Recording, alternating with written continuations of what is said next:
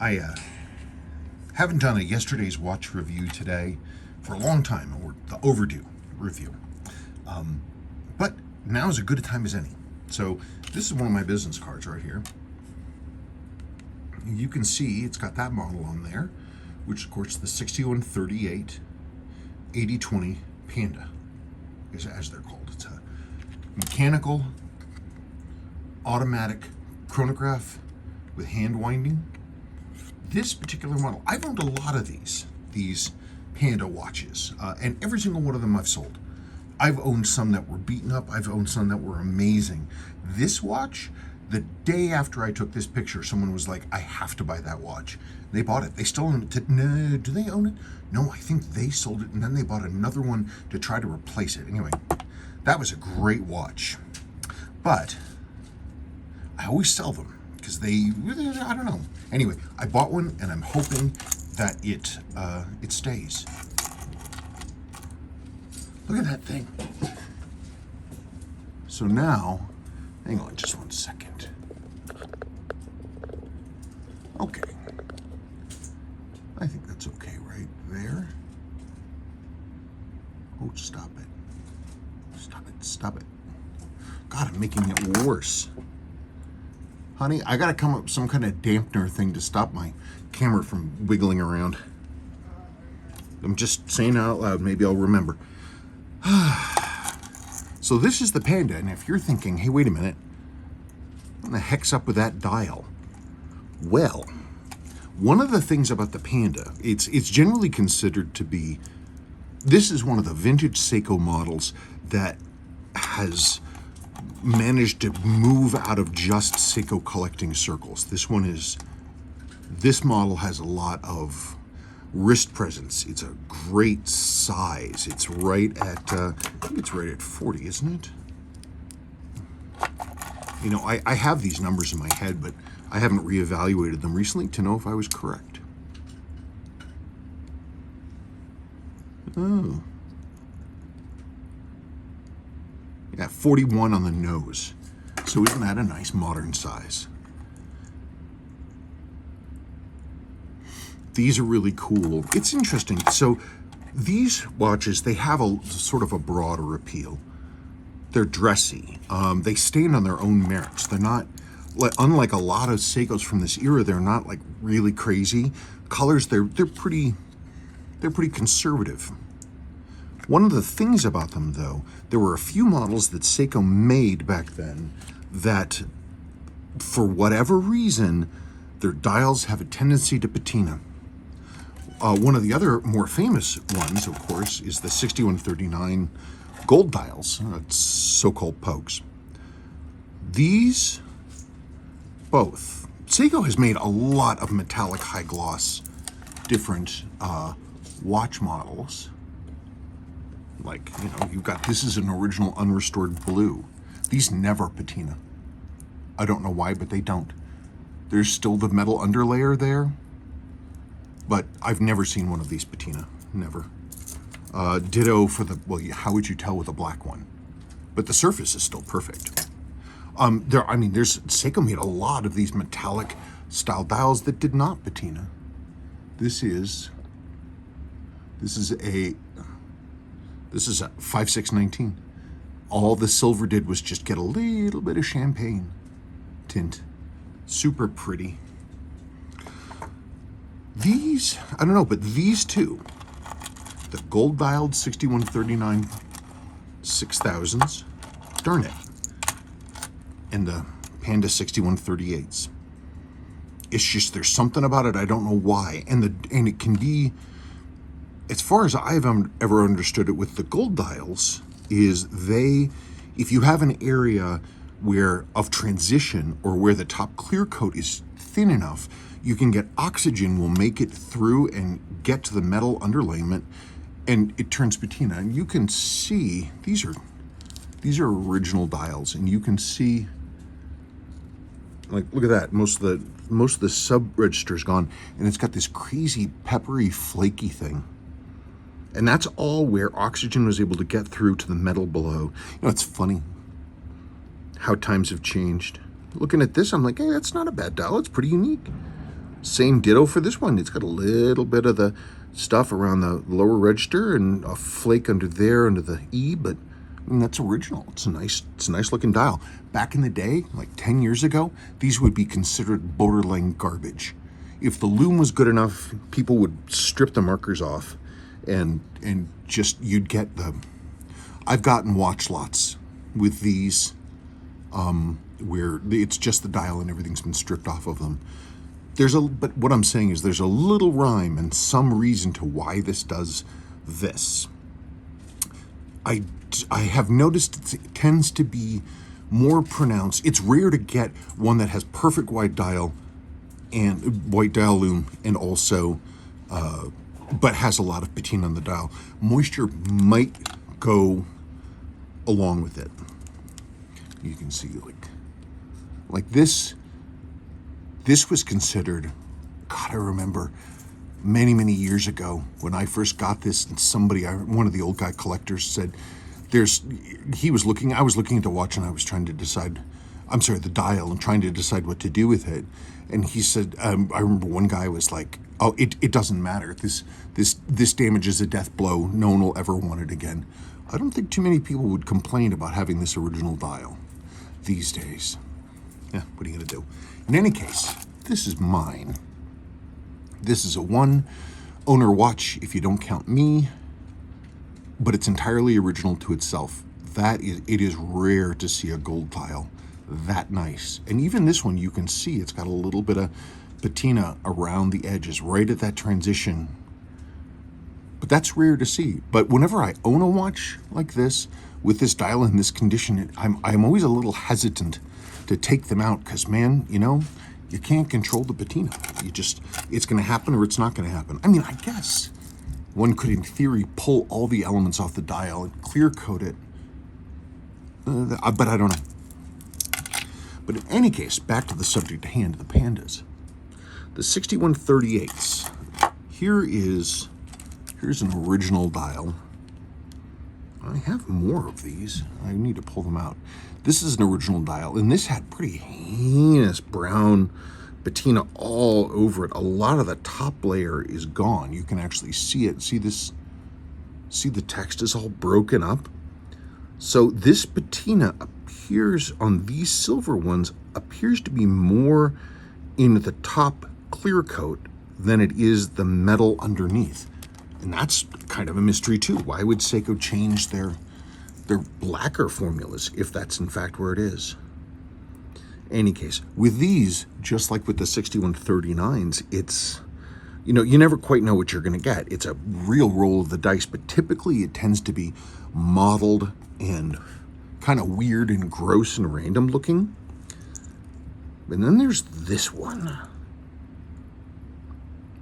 This watch, it's entirely original. Well, except for the chapter ring. The one that was in there had some moisture damage down in here on the chapter ring. It was missing a bunch of text. And so I had this one in reserve. So I replaced the ring, but I have the original ring. What am I doing? Honey, you don't have to be quiet. I'm just talking. No, I'm thinking. Oh, you're thinking. I'm researching, so I don't know if that's your question. Oh, I got you. I understand. In any case, but this watch, I have, like I said, I never looked for these because every time I had one, I sold it. But this watch, I put this on my watch list. This was on eBay.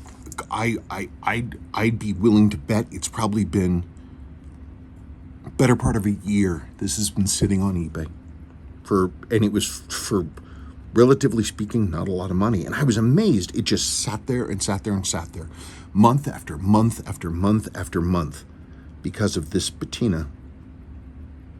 And I was looking at it, I'm like, I can't be, I wasn't thinking about buying it because it's like every time I've gotten a Panda, I'm like, I'm going to sell it again.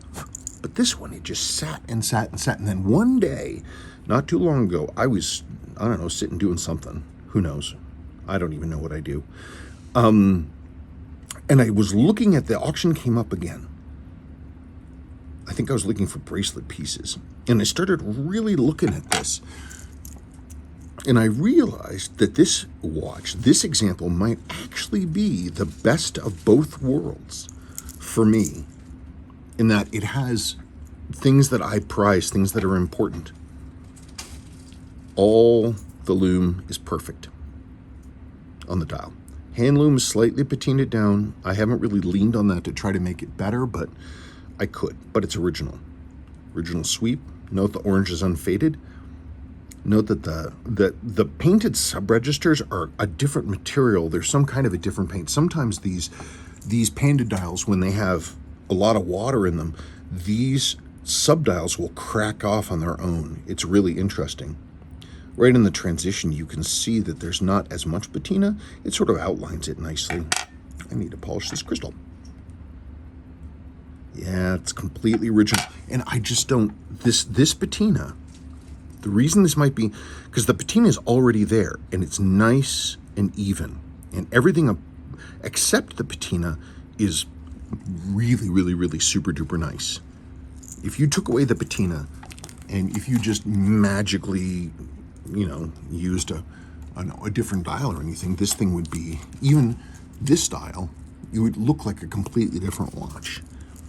I don't know, it's got this crazy, lovely sort of coppery tint to it. It's not moisture. It's not from moisture, because if it was from moisture, all that loom would be damaged. It had a little bit of moisture in there, but not much. But it's like the whole thing looks like a toasted marshmallow with sort of a copper tint to it. It's a pretty amazing dial. So anyway, because the patina is already there, I don't really have to worry so much about the dial surface gaining patina. Also, the watch is not these are really sort of classic and classy.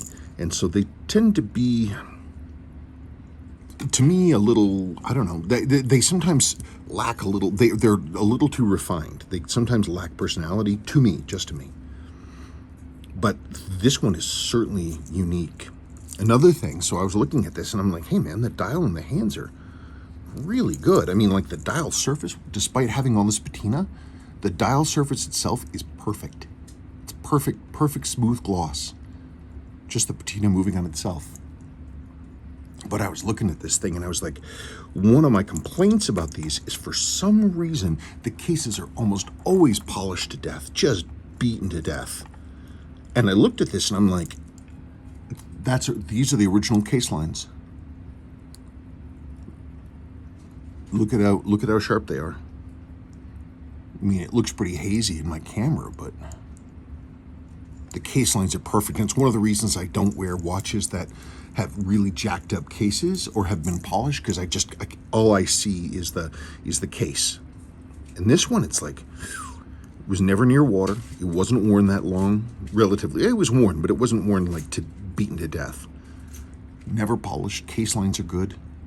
The movement was fantastic.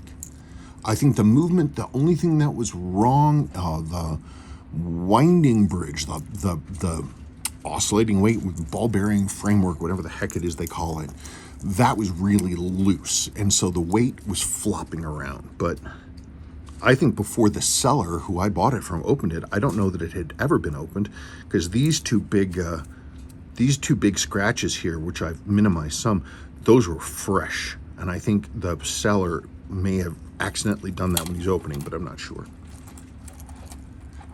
Anyway, they're lovely watches. And they're one of the watches where it's like, well, I guess for me anyway, Seiko always designed the watch heads and the bracelets together. They were always designed to be a piece. Now, sometimes you can get away with not having the correct stock bracelet in it, but I swear a lot of times it just looks weird if you don't have the right bracelet. This is one of those models. The watch when I bought it was just the head, but I had this bracelet in reserve, but I didn't know that because it was in pieces. But I've been cleaning and organizing, and I found it just in time for this watch.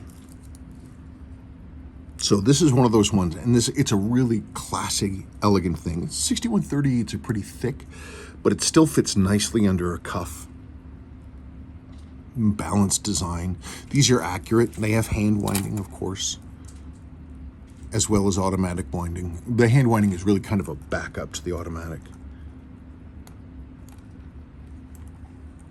Anyway, that's pretty cool. I'm pretty much hoping that this is going to be one that is going to stay here with me. I mean, these models are so popular that the dial reproductions that are being made now are excellent. I mean, they're not perfect, but they're really astonishingly good. So that would have been the only thing about the, they have the wrong color lume when you get them, and the P of chronograph is short. That the bump on the side, the P, that's short. It should be longer. The kerning's a little wrong, but overall, they look fantastic. The nice thing about a modern one, of course, is that you don't have to worry about weird, uneven patinaing. I've just gone the other way and stopped worrying about it, getting it this way. I wonder if it'll progress. Do you think it'll all turn this deep sort of tobacco? Anyway, they're lovely, classy pieces. They sort of rise above a lot of other Seiko's offerings at the time, but those dial patinas, that's crazy wacky. Yeah, it's like this. There's a 6139 601X gold dial in almost perfect original condition. These never patina, and I do mean never. Never. I don't know what they did differently when they made these, but I don't know. There's something that they chose, some kind of materials failure. Anyway, I just wanted to talk about this watch. I wanted to show it off. God, those original case lines. They're almost always just, they look like an old bar of soap. Or they're rusted to hell, or both. Like it even has the really fine chamfering line right here, the little bevel. Those are almost always gone. Very clean.